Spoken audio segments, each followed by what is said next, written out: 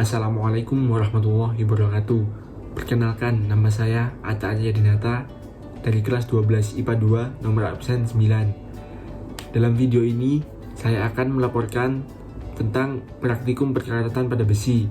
Tujuan dari praktikum ini adalah untuk mengetahui apa saja faktor-faktor yang mempengaruhi perkaratan pada besi. Sebelum memulai praktikum, saya akan menyiapkan bahan-bahannya. Bahan-bahan yang kita butuhkan adalah 750 ml air, 150 ml air panas, 2 sendok cuka, 2 sendok garam, 6 buah paku, 6 buah gelas plastik, kemudian karet gelang dan plastik. Lanjut pada proses persiapan praktikum. Larutan yang pertama dan kedua adalah air biasa dan air panas. Caranya, cukup masukkan air biasa dan air panas pada masing-masing gelas, lalu masukkan 1 buah paku pada masing-masing gelas. Yang ketiga dan keempat adalah larutan cuka dan larutan garam. Caranya adalah masukkan air biasa ke dalam masing-masing gelas, lalu masukkan 2 sendok cuka dan 2 sendok garam di gelas yang berbeda. Aduk sampai larutan tercampur dengan sempurna. Setelah itu, masukkan 1 buah paku pada tiap gelas.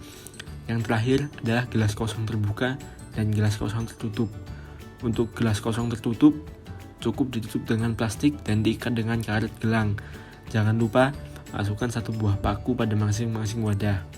Selanjutnya, taruhlah 6 gelas plastik yang sudah disiapkan beserta larutannya tadi di tempat yang aman, lalu amati setiap hari hingga 7 hari. Di hari pertama, belum terjadi perkaratan pada baku. Semuanya masih terlihat bersih, begitu juga larutannya. Hari selanjutnya, paku yang direndam di air panas dan air garam sudah mulai berkarat dan airnya juga mengeruh. Sementara paku yang direndam di air cuka terlihat menghitam dari sebelumnya. Pada hari ketiga, paku yang direndam di air panas dan air garam lebih berkarat, dan paku yang direndam di air biasa sudah mulai berkarat. Di hari keempat ini, perubahan yang terjadi hanya paku yang kemarin sudah berkarat bertambah karatnya, dan paku yang direndam air cuka bertambah hitam. Selanjutnya, hari kelima, larutan garam yang diberi paku menjadi semakin keruh, sementara paku yang berada pada larutan lainnya tidak terlihat perubahan yang berarti. Hari keenam, paku yang direndam air biasa dan air panas, karatnya bertambah dan airnya bertambah keruh. Begitu pula pada paku yang direndam larutan garam. Tetapi pada larutan ini terlihat ada busa yang berada pada atas larutan. Sementara paku yang direndam larutan cuka, pakunya menghitam dan airnya menguning. Pada hari terakhir, perubahan yang paling signifikan adalah pada larutan garam. Air pada larutan garam menjadi sangat kuning dan keruh, sehingga pakunya tidak terlihat. Air larutan cuka juga semakin menguning dan pakunya semakin hitam. Sementara paku pada air biasa dan air panas tidak terlihat perubahan yang signifikan. Nah, setelah diamati selama 7 hari, berikut ini adalah tabel hasil pengamatannya. Yang pertama, pada gelas mana paku berkarat? Paku yang berkarat terletak pada gelas yang berisi air biasa, air panas, larutan cuka, dan larutan NaCl. Yang kedua, pada gelas mana paku yang belum berkarat? Paku yang belum berkarat terletak pada gelas kosong terbuka dan gelas kosong tertutup. Yang ketiga, pada gelas mana paku paling cepat berkarat? Paku yang paling cepat berkarat terletak pada gelas yang berisi larutan air panas dan larutan NaCl. Yang keempat, pada gelas mana paku yang paling lambat berkarat?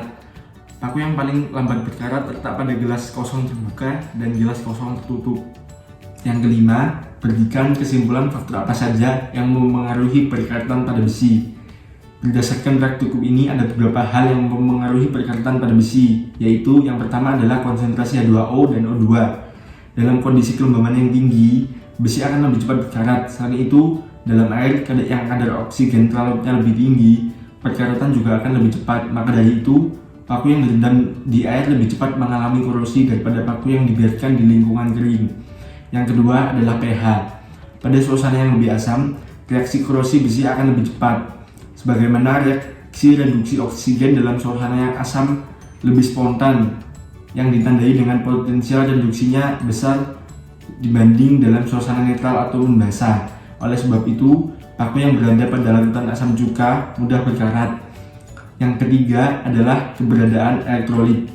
Keberadaan elektrolit seperti garam NaCl pada medium korosi akan mempercepat terjadinya korosi. Sebagaimana ion-ion elektrolit membantu menghantarkan elektron-elektron bebas yang terlepas dari reaksi oksidasi di daerah anode, reaksi reduksi pada daerah katode. Hal ini menyebabkan dari itu paku yang berada pada larutan NaCl atau larutan garam mudah mengalami korosi. Yang terakhir adalah suhu. Semakin tinggi suhu, semakin cepat juga korosi terjadi. Hal ini sebagaimana laju reaksi kimia meningkat seiring bertambahnya suhu. Hal ini menyebabkan paku yang berada pada air panas paling cepat mengalami korosi. Sekian dari saya. Wassalamualaikum warahmatullahi wabarakatuh. Terima kasih.